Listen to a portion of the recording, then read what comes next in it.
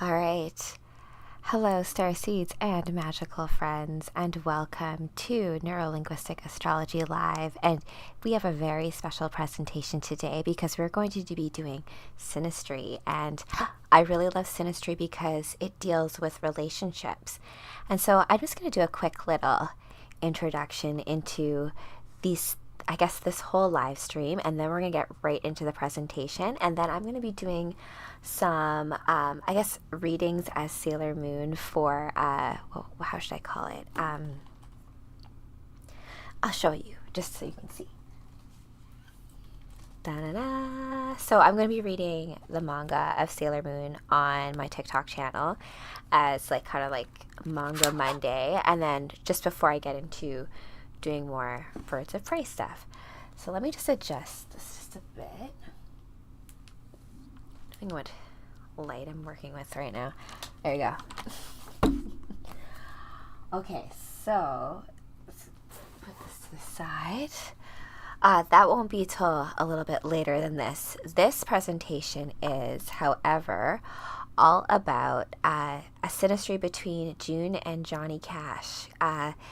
The reason being is because they actually passed within 4 months of each other, and I've been down this path in terms of astrology of looking at, there's this wonderful conjunction, this dance in the sky between Mars and Venus, and so these relationships between masculine and feminine, both within us and how they are expressed externally, are extremely important. So I figure, why not look at some real life examples of these types of synastry interactions between the different planets and different star systems as they collide with each other. And what better way to do that than with a synastry reading with a real life love story. And they passed within 4 months of each other, as I previously mentioned, but there's more to their love story than that, of course. But it's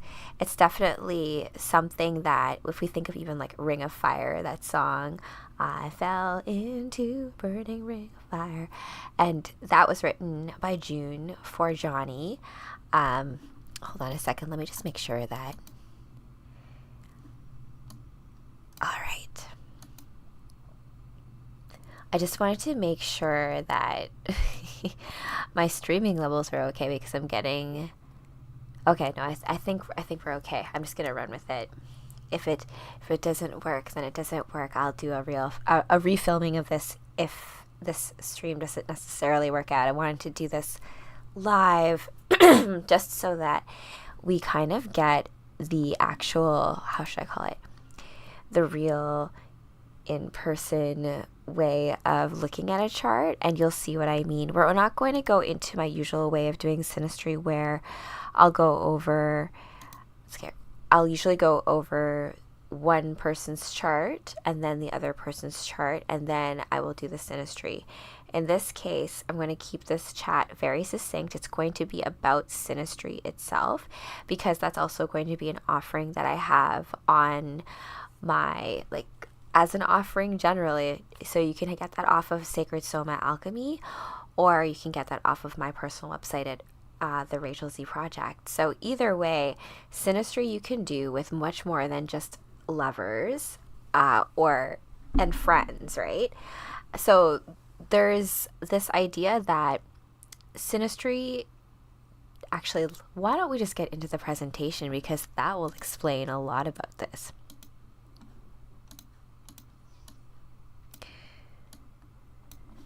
Okay, so each and every one of us has all 10 planets and luminaries in our charts, but their positions by sign house, and aspect are individual to each.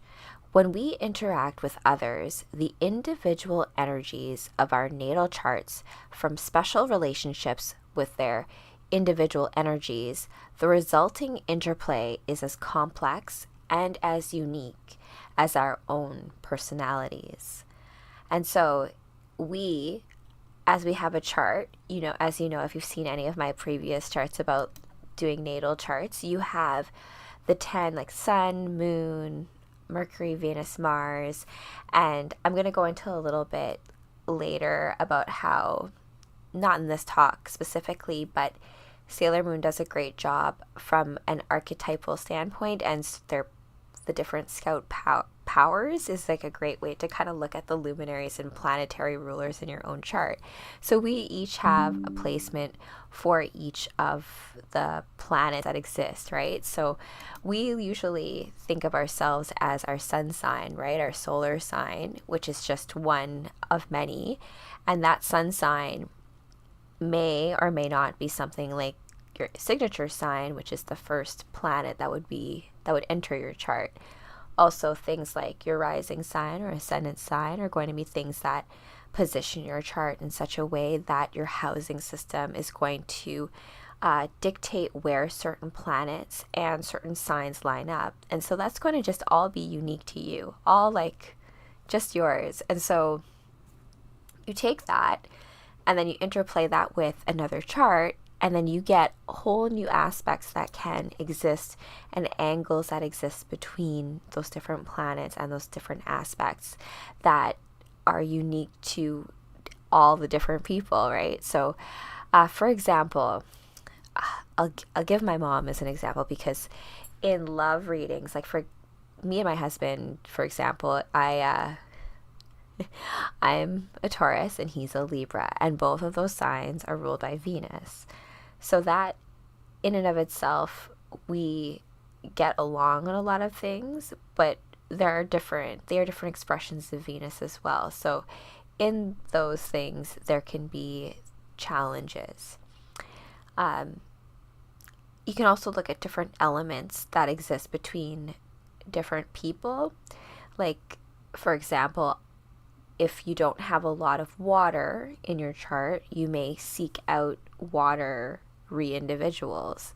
And just to remind you, like, water signs are Pisces, Scorpio, and and Cancer, of course. So all of those water signs, like, if you have planets that sit in any of those signs, even though you may be a Capricorn, which is an earth sign, if you have a whole bunch of planets that sit in Pisces, for example, you're going to find that you're a little bit more watery in nature. And so all of those things are to consider in yourself, and then yourself as you interact or interplay, and as we have that lovely relationship with other people. I look at it why sometimes, when you first meet somebody, it's like, wow, I feel like I've known this person forever, or you can easily talk about things, or conversation flows easily. And then other people, they just immediately rub you the wrong way. And it sounds funny, but sometimes it's just like a matter of like certain things cosmologically don't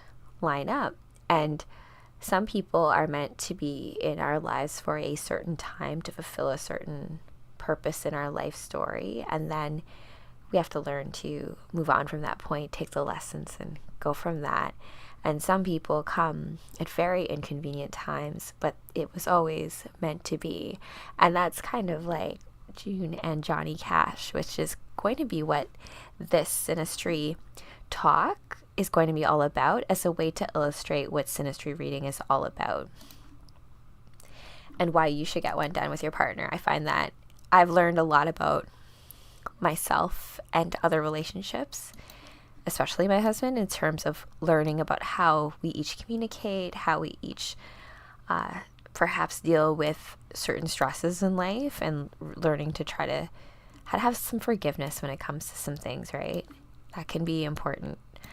All right, so here's the Synastry reading. It's I want to see if I can make it bigger, or I'll just call this out. And then I have a little bit of an article about June and Johnny Cash and their love story, just because I want to bring some highlight to it. They passed in 2003. It's been over 20 years now. It's kind of crazy. Like, time just drives me, like, it's so trippy to me how fast everything just kind of goes these days. Or it was just a coil or like a side effect of getting older, a little older maybe. Okay, so Johnny Cash was born February 26th, 1932. And then June Carter Cash was born June 23rd. Oh my gosh, this is very small here. Hold on, let me just make a second. June 23rd, 1929. All right, so there's already been Synastry readings of this lovely couple already online. I'm just going to use something that I typically use AstroSeek as a calculator. So if you're looking up your birth chart, you can check out AstroSeek. I'm updating my site to reflect the fact that I use that calculator for more in-depth readings. Doesn't mean that I won't still keep the calculator that I typically use for my chart reading of the Everlasting Now, because that's a little bit more beginner friendly, I would say, when it comes to looking at your natal or your birth chart, just because you get a lot more things going on. Like, look at just how much more complicated this is comparatively. So I'm going to put myself off to the side, maybe here, and I'm going to make this maybe a bit bigger for now, just to help with things for this portion of the conversation. All right. Okay, so Johnny Cash is the blue, so the internal circle, and June is on the outer circle. Let me just make this so you can see the whole picture. I like to look at this as like, oh my gosh, what was I telling Kevin before I jumped on this about each of our natal charts being like a wheel of some sort, a map, a blueprint. It's got like intel in it. I have I've been doing, I still am doing comic book readings on TikTok, and really a lot of it comes down to realizing what storylines you're playing out in this particular lifetime and what karmas were playing out and all of that kind of fun stuff. So, but what does that actually mean? This is why we're doing this talk, because it's a way of expressing what that actually does mean practically. So Johnny Cash is on the internal circle and June Cash is on the outer circle. Now, Johnny Cash has a lot of stuff in Pisces. We are in Pisces season, and his birthday would have just passed. It was, so February 26th. I did a Superman birthday, so the 29th, because it's a leap year, a leap day. It was leap day. We are now in March, though, but we are still in Pisces season, but we're winding down the whole astrological year. And so Pisces is associated a lot, of course, with the 12th house. The 12th house is the house of beginnings and endings, creation and destruction.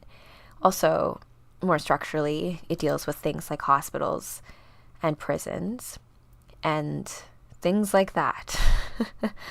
And, you know, I remember the movie of Walk the Line with Joaquin Phoenix and, oh my gosh, why is her name Legally Blonde Girl escaping me right now?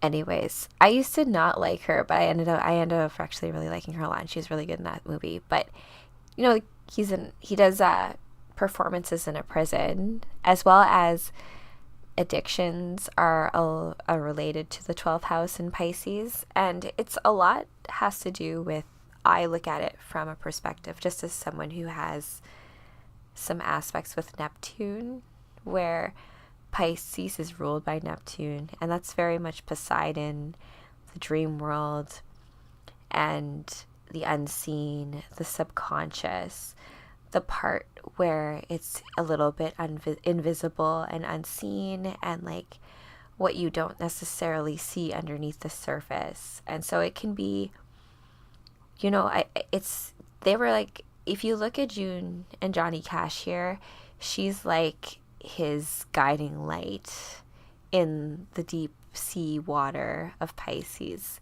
because, you know, of course he's a musician and he pulls in a lot of that emotion and a lot of that depth from that part of the human psyche and soul, but that doesn't come without a cost. And I look at that as like someone who is writing a book right now, and it's science fiction fantasy. It's a lot of fun, right? But there's a lot that goes into creative processes, and there's a lot of like self-talk, and when you're like dealing with things that are not quite so concrete, it's easy to lose who you really are, especially since here he's also got Mars in Pisces. And they always say, I think Marilyn Monroe also had this as well, Mars in Pisces.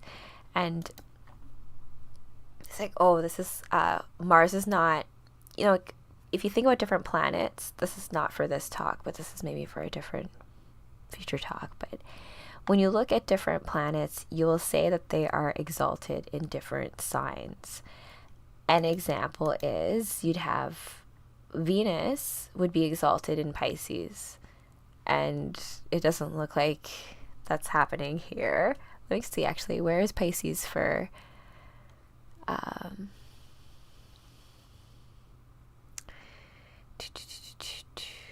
just trying to look at this, because if you're looking at it as a synastry chart, I'm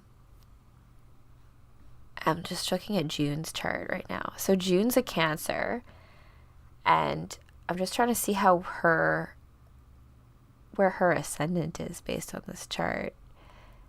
Because right now, I believe that this is lined up to what Johnny's chart is, and then like her chart's just over top of it on the outside, but I don't know where the actual ascendant line is.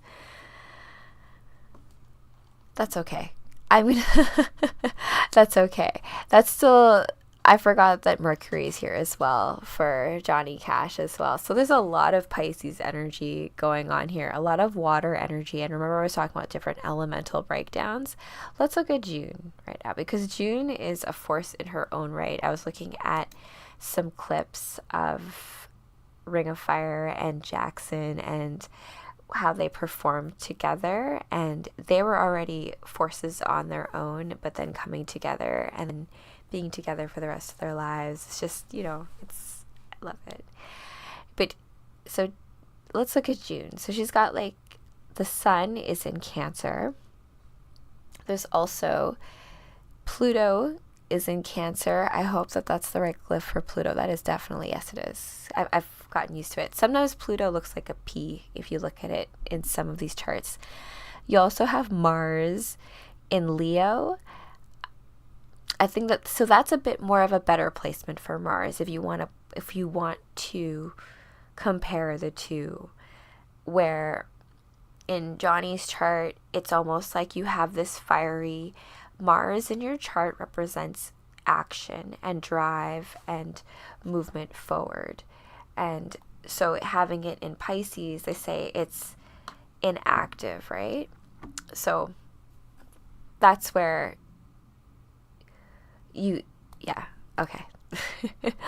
We'll leave that there for now. The rest of this is basically around the fact that between the two of them, there is a karmic connection between the two. And I do want to do a bit more of a deep dive, but I do have to pull, I just have to check on my brownies in like 2 minutes. So I'm going to leave this on for 2 minutes, and then we'll take a little break and then I'll finish off with the story, right? The love story that I pulled from one of the articles about June and Johnny Cash, and just some details about what they've left us in terms of music, because music means a lot to the way the universe works, the way reality works, that kind of thing. So if you want to look at things like your personal planet, so the moon here, Johnny's moon is in Scorpio, and having June having her south node there with the moon, so like that's south node deals a lot with karma and past lives. And so she talks about Ring of Fire from a perspective of when she saw Johnny, it was just like, I fell into a burning ring of fire. It was like this karmic connection in Scorpio, this house of the unseen. And typically if you have activity around the south node, that means something that's pulling towards a karma from a past life. And karma doesn't have to be bad. People always associate it's like bad karma. I don't believe in karma, but it's just the outcome of decisions that have been made previously in the past. And then we have to think of like time as well. We only experience this 3D world in terms of like temporal time, but yeah, this is kind of cool, like looking at this now, which is why I like the fact that we're doing this live, right? So actually I'm going to get the brownies out. Actually, side note, if you're interested in any of our Sacred Soma Alchemy offerings, you can check that out at the website. I will drop that in the description notes, but I will be right back. Just 2 shakes.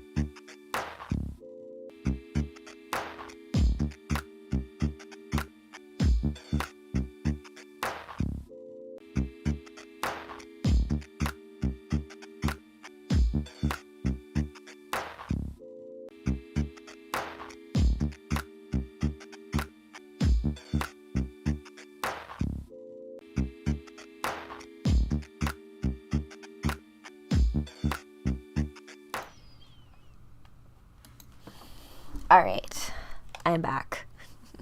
They are done. The brownies are done and delicious. So I will be having those to get ready for the next thing. Okay, so where were we? Yeah, I was talking about South Node stuff. So if we look at Johnny's South Node, over here, it's in Virgo, which there is actually still some stuff in terms of, not exactly. South Node being in Virgo, though, is that, I wonder how I would read this. I feel like having the North Node in Pisces, but see how like the North Node's right on the rising sign, so like his outward appearance is going to be very much like he's come into this world to fulfill a destiny, to fulfill a purpose.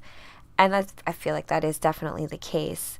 And having the South Node be in Virgo would mean that he has already come from a place of, I guess, synthesis and being a bit more practical about things, less of like, oh, I'm going to become a rock star. More of a dreamer, right? Because Pisces is like the world of dreams, and this idea of honoring something that's much bigger than yourself. And this is why I even said, like, that's why Superman's also a Pisces, where like often Master Chief is a Pisces, Johnny Cash is a Pisces. You're like, how does that work? I'm like, and I have a soft spot in my heart for Pisces as well, just because of some placements in my chart. And as I said, a lot of stuff having to do with Neptune.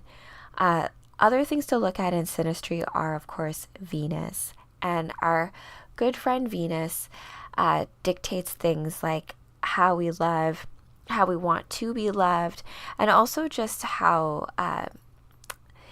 her aspects with other planets give us kind of clues into the types of relationships that will bring us the types of stories or things that we need to learn about ourselves in this lifetime. So let's look at Johnny's Venus is in Aries, and it looks like there's Uranus there too. Yeah.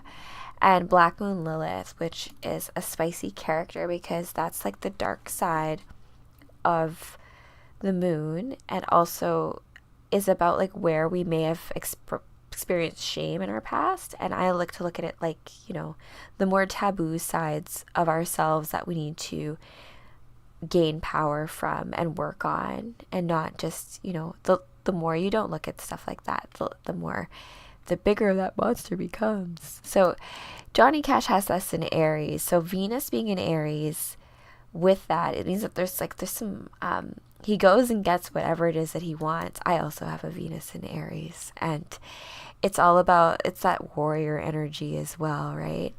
And very close to the dark side of human nature. He's very aware of that stuff and very tight with it. And I think that June accepted him for all of what he was unconditionally, and he knew that, and because of that, he gave her everything.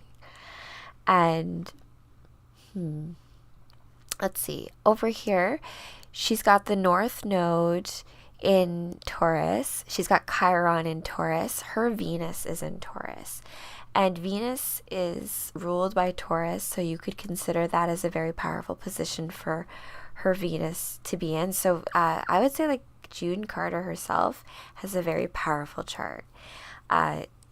She herself was a singer, right? So all of this stuff in Taurus makes a lot of sense. The North Node being there, that Taurus rules the throat and the vocal cords, and so there's like a lot of tie in there with Gemini, which rules communication. She's got Mercury there, right? And that's she's got a lot of planets in their sign of rulership, which ends up empowering those energies in her chart, which is cool, and I think connects very strongly with Johnny's chart. She's also born under a full moon. Her moon is in Capricorn, a very practical moon, and I feel like that moon in Capricorn grounds this entire relationship. It's like she's able to be there for him and love him unconditionally, but also be the boundaries, be the tough love, be the way for him to grow as a person and be the individual that she needs him to be, to have the love story that they have. So that's my reading of them as a whole. I'm going to move on. I'm not going to mill on too much because I'm trying to keep my little talk succinct from this perspective, just so you get a little taste of what it is to get a reading from me. And you could also look at Synastry for people that you don't even have a love relationship with, right? As I said, like me and my mom, I'm a Taurus and she's a Scorpio, and that's just sun sign. So that's this guy right here, your sun. And those are opposites, and that's an aspect when you have opposing planets, or sorry, opposing signs that same planet is in different charts. And you can have that across all those 10 planets, right? So it's just, good to know. It doesn't look like this guy is changing. Let me see. I might have lost my connection with this.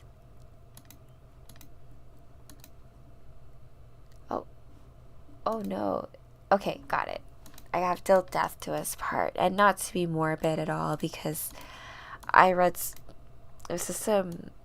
they died within 4 months of each other, but Johnny did a performance in between that time where he spoke about how he felt June's presence with him performing, and offering him inspiration and courage, and how June took her role as a wife very seriously. And if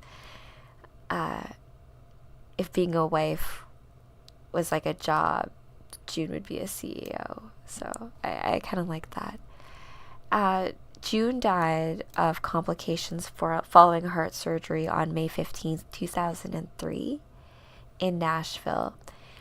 And a devastated Johnny Cash died later that year on September 12th from complications associated with diabetes. So very interesting how it's kind of a shame.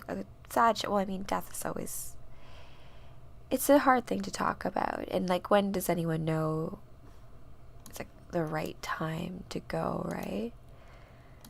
Let's go here. I'm going to now read a little bit of this article just about their love story, and then we'll wrap up this particular talk about Synastry reading. And if you're interested in getting a Synastry reading from me, I will have links to all of that. Hold on, I'm going to move this up.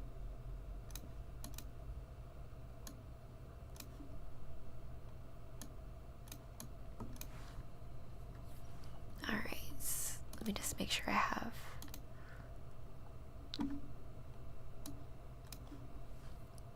Okay, and so Johnny Cash described his love for June Carter as unconditional inside their love story. And this was the whole idea that when June met Johnny, she was like, oh my gosh, I have no right falling in love with this man, but the heart wants what it wants. And I think this is where even Dune talks about this, like, love is the most powerful force in the universe, right? And it cannot be controlled. And if you have this love, this attraction, it's more than attraction. Attraction's part of it, but that is not something that can be just will that away. So